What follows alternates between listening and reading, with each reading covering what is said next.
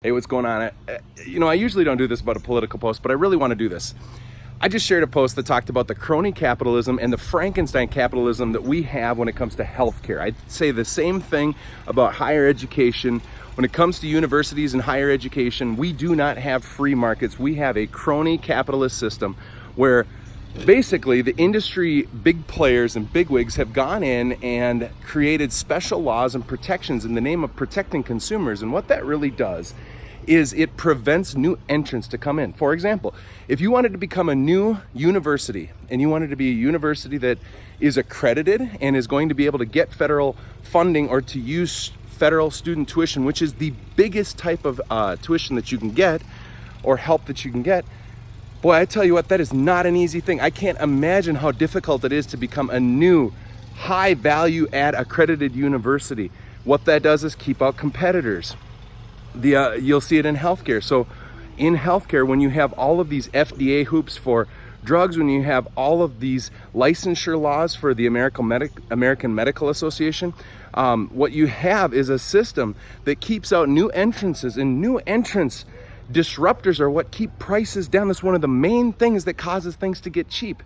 When you look at advertising, you know what's caused advertising to be so inexpensive is Facebook. Google and YouTube, as much as we might not like them, they have made it accessible for small businesses to advertise. It used to be that you'd have to advertise with CNN.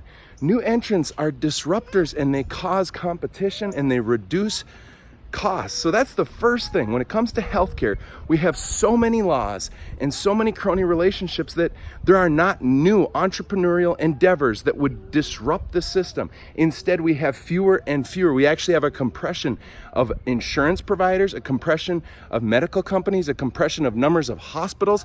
They're all compressing and they're becoming one giant conglomerate. There's like 6 of them in each sector, because to get through the red tape of government is nearly impossible, all in the name of consumer protections. So that's the first reason why healthcare is not even close to free markets, and to think that government would be the solution to reduce those costs is absolutely asinine. The solution is fewer regulations, less red tape, more abilities for doctors to run their businesses well, more ability for people to go out and add value in services without tons of red tape, and to really nuke the insurance systems. Insurance is crazy. When you really stop and think about what insurance does, it should only be a shared risk pool. It should be, if you need to go to the NICU, if you have somebody who can't take care of themselves, and if you can't just pay for your care, it's meant to make sure you don't have a $200,000, a $500,000 bill, right? It's not so that you have free checkups and free healthcare and contraception, and that you have this free ability to walk in and get a flu shot.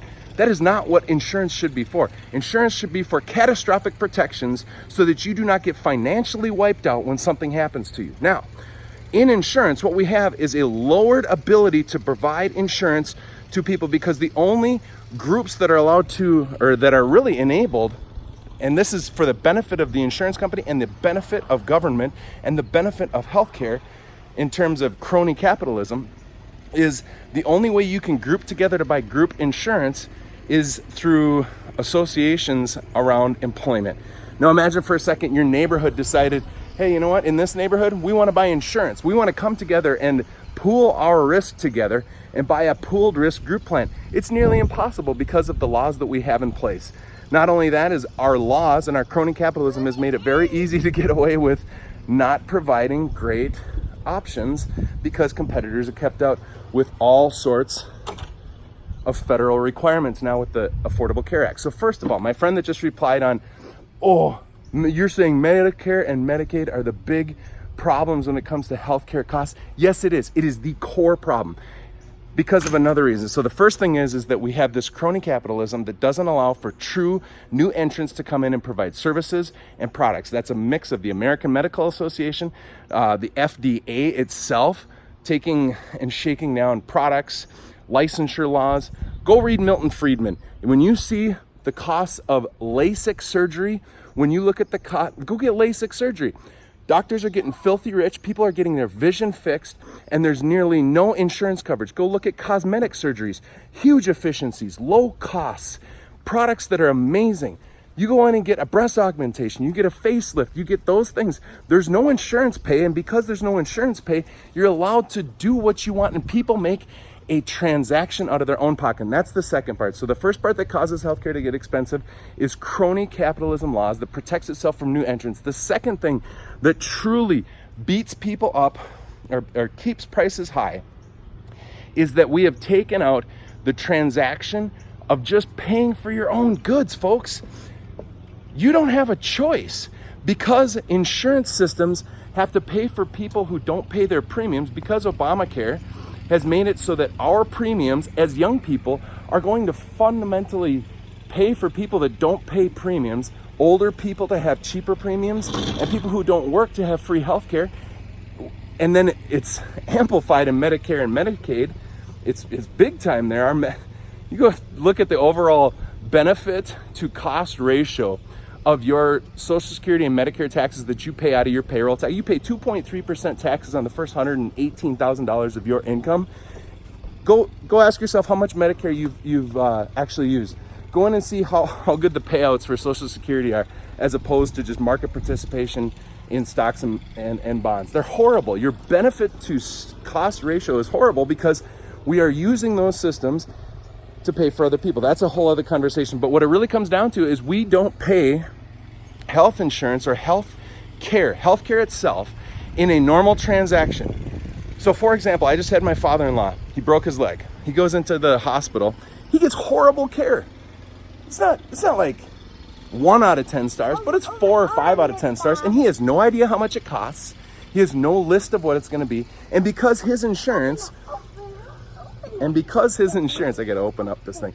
Because my father-in-law's insurance dictates that he can only go to about 2 or 3 hospitals, he has no ability to shop around.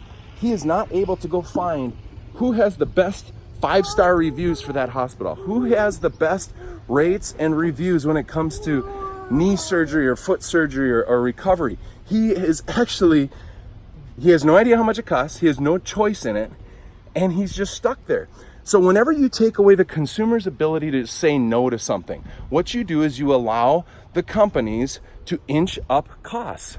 And so the second main reason, besides crony capitalism, that causes prices to go up is that we use other people's money, insurance money, and highly subsidized dollars from Medicare and Medicaid to pay for healthcare.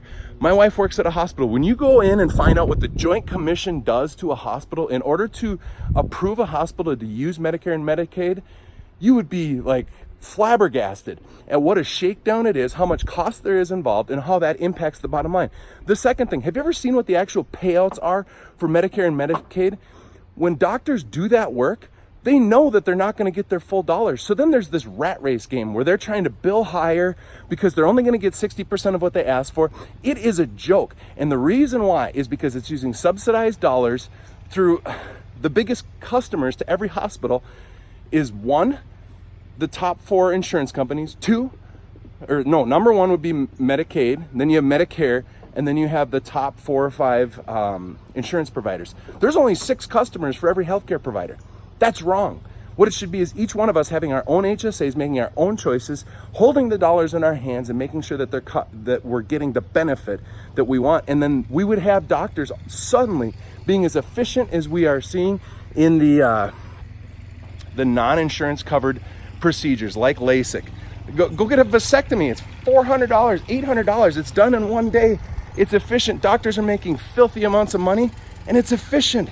But how is it that I can go in and get a vasectomy, but for my wife to give birth, it's like $7,000? How is that possible? It makes no sense whatsoever. So if you're wondering why I would attack Medicare and Medicaid, that's why. It breaks things. Subsidized money takes out the basic supply and demand systems. And when you don't have basic fundamental supply and demand systems, they don't work. Your pricing structures don't work.